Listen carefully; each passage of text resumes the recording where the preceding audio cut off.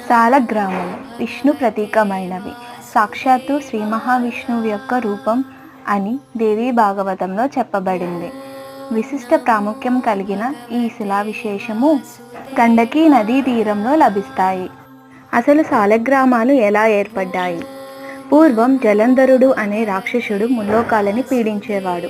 మునులు దేవతలు తమను రక్షించమని విష్ణుదేవుని మొరపెట్టుకున్నాడు.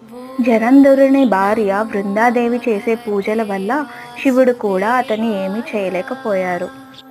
దాంతో విష్ణుమూర్తి మాయా జలంధరుడి వేషంలో వెళ్ళి బృందాదేవి పాతివ్రత్యాన్ని భంగపరిచాడు. వెంటనే శివుడు జలంధరుణ్ణి సంహరించాడు. అసలు విషయం తెలుసుకున్న బృందాదేవి కఠిన శిలువ అయిపోమంటూ విష్ణువుని శపించింది. అలా విష్ణువు సాలగ్రామ రూపం ధరించాడు. అలాగే బృందాదేవి తులసి మొక్కగా వరం లభించింది. ఇలా సాలగ్రామం సాక్షాత్తు విష్ణు స్వరూపమని నమ్ముతారు.